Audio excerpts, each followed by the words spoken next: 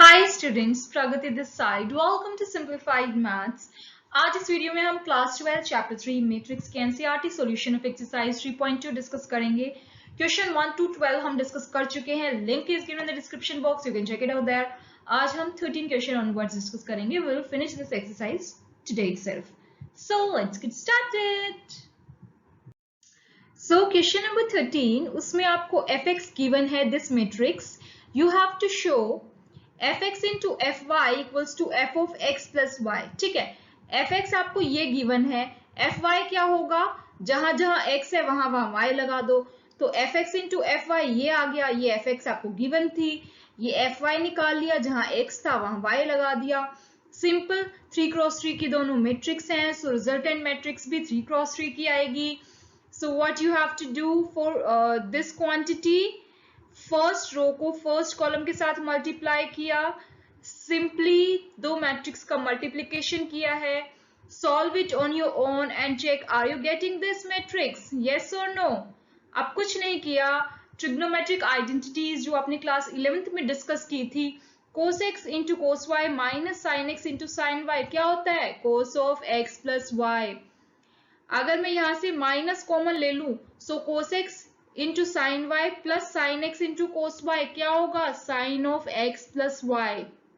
Similarly ये sine of x plus y की identity है और ये cos of x plus y की आइडेंटिटी है, राइट। तो हमने लेफ्ट हैंड साइड निकाल ली। अब राइट हैंड साइड के लिए F of x plus Y, मतलब जो आपको मैट्रिक्स गिवन है जहां जहां एक्स है वहां पे एक्स प्लस वाई रख दो। सो मैंने रख दिया एक्स प्लस वाई, सो मेरी right hand side equals to left hand side आ गया, hence proved, very simple. Question number 14, इसमें first part and second part दो पार्ट्स हैं। फर्स्ट पार्ट में और सेकंड पार्ट में आपको कुछ नहीं, फर्स्ट पार्ट में आपको 2x2 की मैट्रिक्स गिवन है, आपको शो करना है कि अगर मैं इन दोनों को मल्टीप्लाई करूं और इन दोनों को मल्टीप्लाई करूं वो नॉट इक्वल आ रहा है। मींस क्या प्रॉपर्टी है ये आप ध्यान से देखिए। अगर मैं इसको ए मैट्रिक्स कंसीडर करती हूं, लेट मी शो यू। अगर मैं इसको ए मैट्रिक्स कंसीडर करती हूं और इसको मैं बी मैट्रिक्स कंसीडर करती हूं, तो ये क्या है, it is nothing but B A. So मुझे बेसिकली क्या शो करना है इसमें, that A B not equals to B A, right. ये हम ऑलरेडी जानते हैं मैट्रिक्स मल्टीप्लिकेशन में, that commutativity doesn't hold, right. So left hand side मैंने ले ली, इनको मल्टीप्लाई किया तो मुझे ये मैट्रिक्स मिली है, राइट हैंड साइड मैंने ली मल्टीप्लाई किया तो मुझे ये मैट्रिक्स मिली है। Clearly this matrix not equals to this matrix, hence proved. So इसका सेकंड पार्ट में आपको 3x3 की मैट्रिक्स गिवन है, do on your own.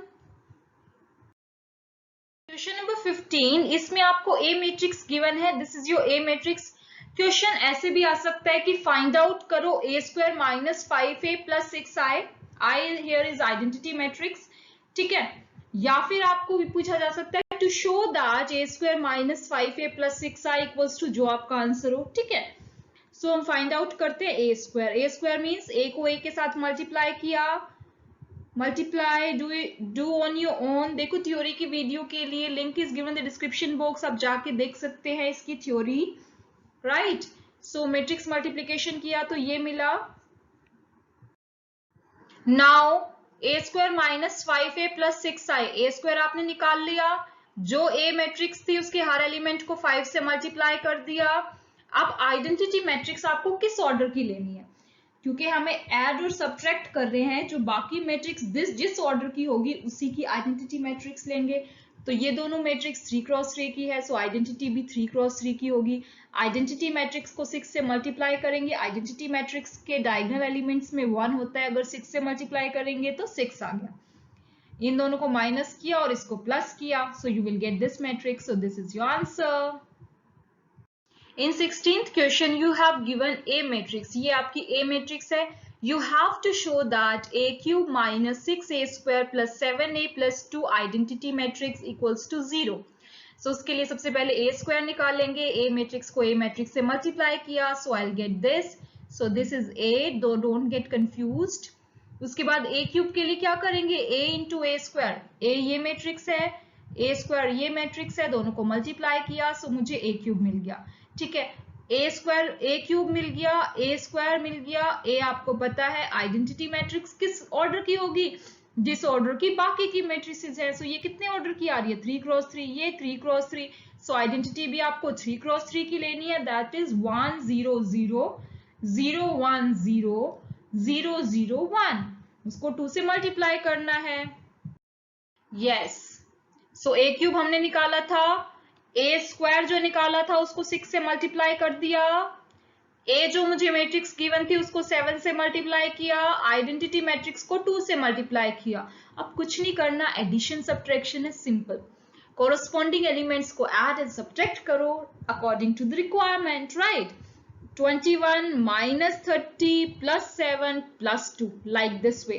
So I am getting 0 0 0 0 0, that is zero matrix. This you have to show, hence proved. In 17th question you are given with a matrix of order 2 cross 2 और आपको ये भी given है कि identity matrix का order भी 2 है। ठीक है, ले ली आइडेंटिटी मैट्रिक्स ऑफ ऑर्डर 2। आपको k की वैल्यू निकालनी है। आपको कंडीशन गिवन है a square equals to k into a minus 2 identity. So first of all find out a square. a square means a को a के साथ मल्टीप्लाई किया, so I am getting 1 minus 2 4 minus 4। अब right hand side निकालो k a minus 2i। ठीक है, ए matrix को k से मल्टीप्लाई किया, माइनस 2i मीन्स आइडेंटिटी को 2 से मल्टीप्लाई किया और सब्ट्रैक्ट कर दिया, तो ये मिल गया। अब दोनों को इक्वल रख लो, A square equals to A square ये आया था और k माइनस 2i ये आया था, दोनों को इक्वल रखा मैंने, राइट। सो दोनों इक्वल हैं, दोनों 2 क्रॉस 2 की हैं, तो कोरस्पॉन्डिंग एलिमेंट्स इक्वल होंगे, मीन्स 1। अब यहां से देखो 1 इक्वल्स टू 3k माइनस 2 है, सो यहां से k की वैल्यू क्या आएगी, 3k minus 2 equals to 1 means 3k equals to 3, so k आ गया मेरा 1। So what I am getting, value of k is 1। आप इन चारों में से कोई भी सॉल्व करके देख लो, आपको k की वैल्यू 1 मिलेगी। अब यहां से अगर मैं करूं minus 2 equals to minus 2k, so यहां से भी k क्या आ रहा है 1, so your answer is 1। Question number 18, इसमें आपको थोड़ा सा, क्वेश्चन नंबर 18 ना थोड़ा सा ट्रिकी है, ट्रिकी नहीं कह सकते, थोड़ा दिमाग लगाना है, आइडेंटिटीज यूज करनी है, दैट्स इट। ए मैट्रिक्स आपको ये गिवन है, आइडेंटिटी मैट्रिक्स गिवन है ऑफ ऑर्डर 2। ठीक है, you have to show that identity plus A matrix equals to identity minus A into this matrix.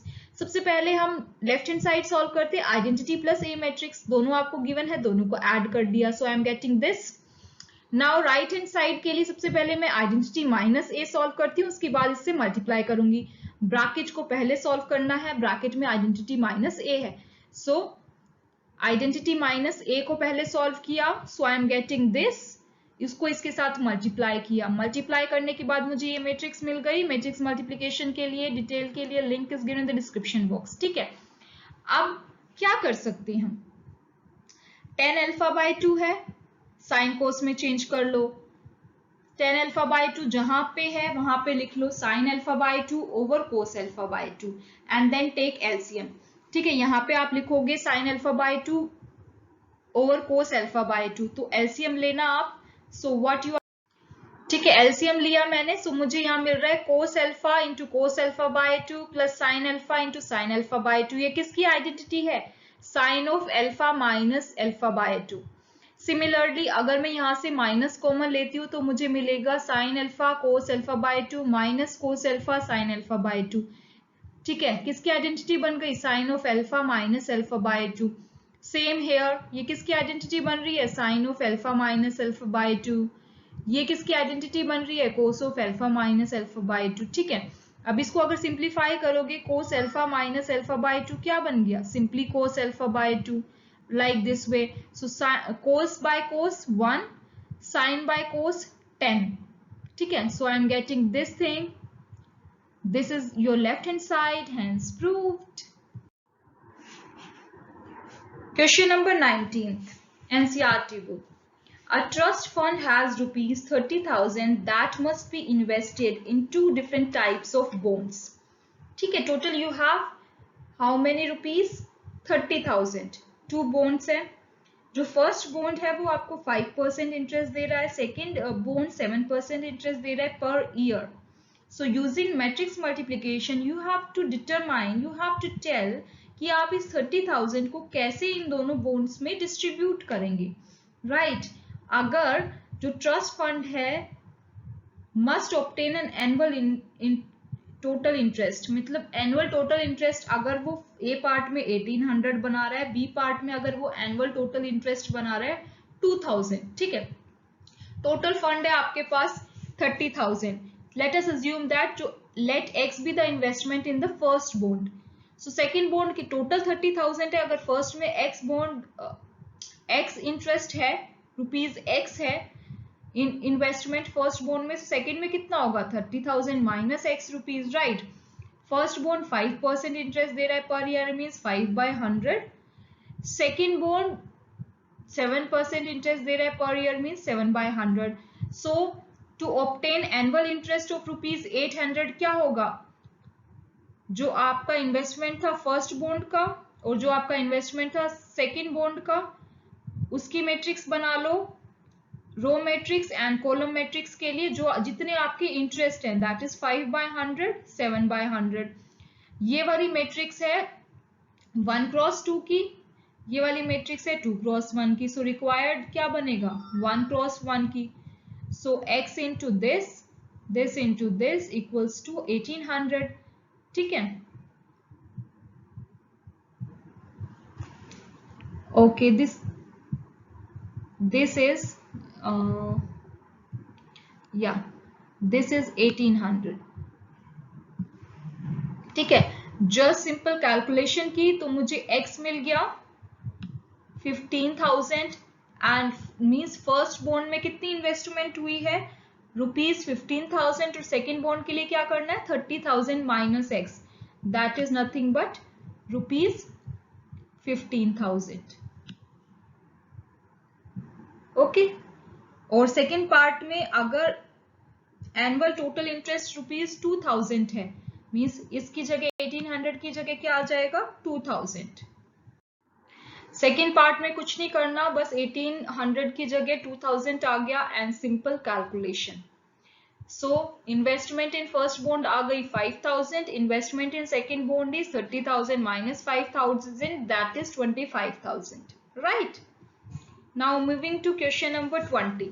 Question number 20 says the bookshop of particular school has 10 dozen chemistry book, right? Bookshop has chemistry books how much 10 dozen. 1 dozen has 12 books, so 10 dozen has 120 books. Physics books कितनी है 8 dozen, so 8 into 12 कर देंगे number of books find out करने के लिए. Economics books कितनी है 10 dozen, so 10 into 12 that is 120 books, ठीक है. उनकी सेलिंग प्राइस आपको गिवन है. केमिस्ट्री बुक का, एक केमिस्ट्री बुक का प्राइस है 80 रुपीज, एक फिजिक्स बुक का प्राइस है 60 रुपीज, एक इकोनॉमिक्स बुक का प्राइस है 40 रुपीज. सो आपको टोटल अमाउंट बताना है. A book shop receive from selling all the books, right. सबसे पहले तो केमिस्ट्री बुक्स कितनी है 10 into 12 डजन में है, टोटल बुक्स कितनी हो गई 120. ऐसे ही 8 into 12 total physics books that is 96. Economics books कितनी है 10 into 12 that is 120, ठीक है. अब इनके प्राइजेस लिख लो 80, 60, 40.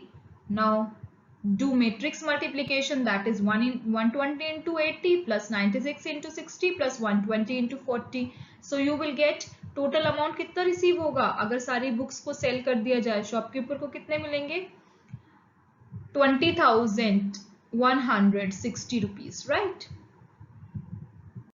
Now for question number 21 and 22 आपको गिवन है x मैट्रिक्स का ऑर्डर गिवन है 2x n, y मैट्रिक्स का order 3x k, z matrix has order 2x p, w matrix has order n x3, p matrix has order p x k. Question number 21 is आपको बताना है p into y plus w into y पे restrictions on n k p. Restrictions मतलब order से related ही बताना है आपको, आप ऑर्डर ही बता दीजिए. आप देखो p इंटू वाई के लिए मैंने क्या किया है, जो p का ऑर्डर है, p का ऑर्डर क्या था p x k और y का ऑर्डर क्या था 3x k. ठीक है, अगर हम दो मैट्रिक्स को मल्टीप्लाई करते हैं तो number of columns of first matrix equals to number of rows of second matrix होना चाहिए, है ना। तो मतलब k इक्वल्स टू 3 होगा, तभी हम इन दोनों मैट्रिक्स को मल्टीप्लाई कर सकते हैं। तो k की वैल्यू तो आ गई 3। ठीक है, अब यहाँ पे आ जाइए, W का ऑर्डर क्या है n क्रॉस 3 और Y का ऑर्डर क्या है 3 क्रॉस k। ठीक है, सो ये जो रिजल्टेंट मैट्रिक्स बनेगी ये कितने ऑर्डर की आएगी, n क्रॉस k की, राइट। और ये जो मैट्रिक्स आएगी इन दोनों को मल्टीप्लाई करेंगे, रिजल्टेंट मैट्रिक्स किस ऑर्डर की आएगी, p क्रॉस k की। भाई ये मैट्रिक्स आ गई आपकी p क्रॉस k की, दोनों को मल्टीप्लाई किया और इसकी रिजल्टेंट मैट्रिक्स आ गई n क्रॉस k की, राइट। सो दो मैट्रिक्स को हम ऐड और सब्ट्रैक्ट तभी कर सकते हैं जब उनका ऑर्डर सेम होगा। तो इसका जो रिजल्टेंट मैट्रिक्स है और इसका जो रिजल्टेंट मैट्रिक्स है उन दोनों का ऑर्डर सेम होना चाहिए, तभी हम उसको ऐड कर सकते हैं। मींस p क्रॉस k का ऑर्डर n क्रॉस k के इक्वल होना चाहिए। अब नंबर ऑफ कॉलम्स तो दोनों में सेम है, दैट इज k। ठीक है, इसमें भी k है, इसमें भी k है। ठीक है, नंबर ऑफ रोज भी सेम होनी चाहिए तभी हम ऐड कर सकते हैं। तो p equals to n, right. Question number 22, अगर n इक्वल्स टू p है सो आपको ऑर्डर बताना है 7x माइनस 5z का। ठीक है, अब x जो मैट्रिक्स है वो है 2 क्रॉस n की। सो अगर किसी स्केलर को मैट्रिक्स के साथ मल्टीप्लाई करते हैं order doesn't change, so 7x का ऑर्डर क्या हो जाएगा 2 क्रॉस n। ऐसे ही z मैट्रिक्स का ऑर्डर 2 क्रॉस p है तो 5z का ऑर्डर भी क्या हो जाएगा 2 क्रॉस p। ठीक है, अब हम किसी भी मैट्रिक्स को मल्टीप्लाई और ऐड करते हैं तो दोनों का ऑर्डर सेम होना चाहिए। नंबर ऑफ रोज इसमें 2 है, इसमें भी 2 है। नंबर ऑफ कॉलम सेम होने चाहिए, इसमें n है तो इसमें भी n होने चाहिए। Means n equals to p। ये आपको गिवन भी है, अगर गिवन ना हो तो आप ऐसे भी बता सकते हैं, क्योंकि दो मैट्रिक्स को हम तभी सब्ट्रैक्ट कर सकते हैं तब उनका ऑर्डर सेम हो, तो n इक्वल्स टू p। ठीक है, राइट। सो जो हमारी रिजल्टेंट मैट्रिक्स आएगी वो या तो 2 क्रॉस p की होगी या फिर 2 क्रॉस n की होगी। n इक्वल्स टू p है ना, तो रिजल्टेंट मैट्रिक्स या तो 2 क्रॉस p की होगी या 2 क्रॉस n की होगी, जो भी ऑप्शंस है। आपको ऑप्शन 2 क्रॉस n गिवन है, अगर 2 क्रॉस p गिवन होता तो वो भी सही होता, राइट। सो आज की वीडियो में इतना ही बस। नेक्स्ट टाइम हम एक्सरसाइज 3.3 डिस्कस करेंगे। Till then bye bye, see you.